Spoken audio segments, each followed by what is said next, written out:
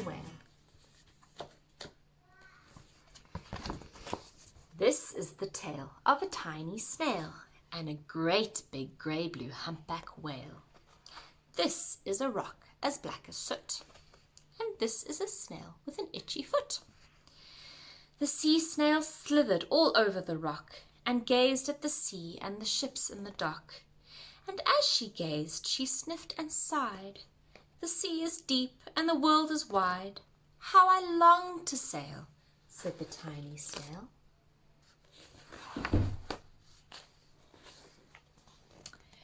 These are the other snails in the flock, who all stuck tight to the smooth black rock, and said to the snail with the itchy foot, "Be quiet, don't wriggle, sit still, stay put."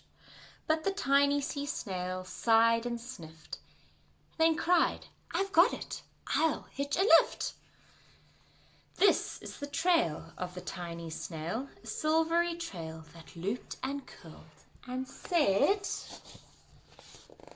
"Lift wanted around the world."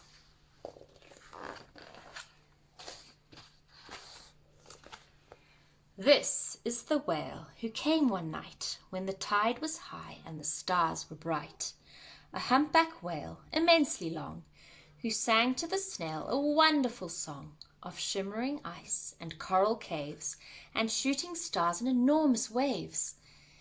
And this is the tail of the humpback whale. He held it out of the starlit sea and said to the snail, "Come, sail with me." This is the sea so wild and free that carried the whale and the snail on his tail to towering icebergs and far-off lands, with fiery mountains and golden sands. These are the waves that arched and crashed, that foamed and frolicked and sprayed and splashed the tiny snail on the tail of the whale.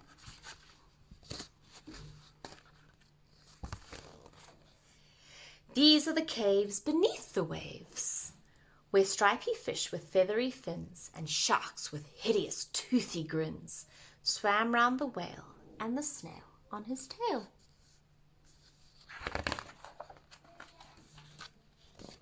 This is the sky, so vast and high, sometimes sunny and blue and warm, sometimes filled with a thunderstorm, with zigzag lightning flashing and frightening the tiny snail on the tail of the whale.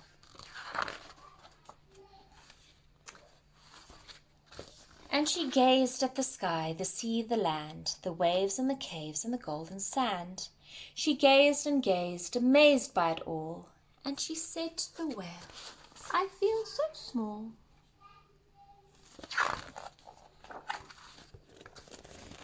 But then came the day the whale lost his way.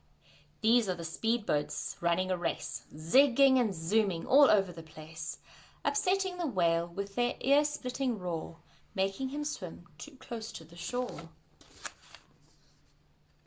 This is the tide slipping away.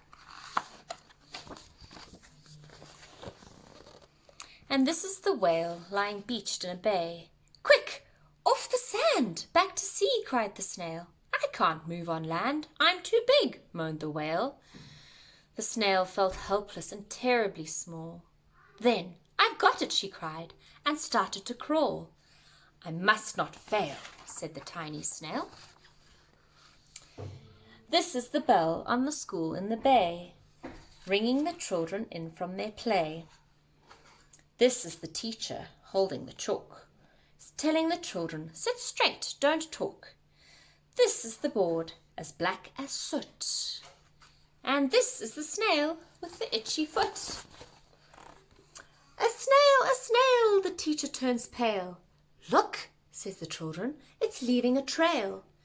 This is the trail of the tiny snail, a silvery trail saying, "Save the whale." These are the children running from school, fetching the fireman, digging a pool, squirting and spraying to keep the whale cool.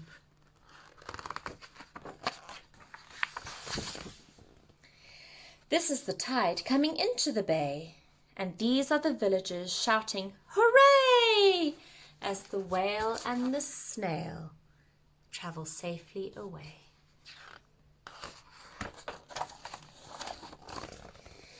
Back to the dock and the flock on the rock, who said, "How time's flown, and haven't you grown?"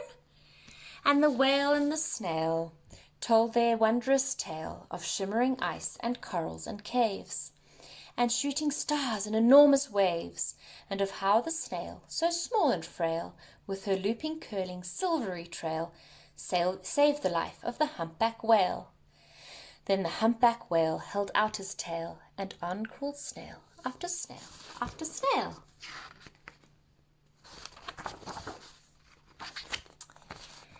And they sang to the sea as they all set sail on the tail of the grey-blue humpback whale. The end.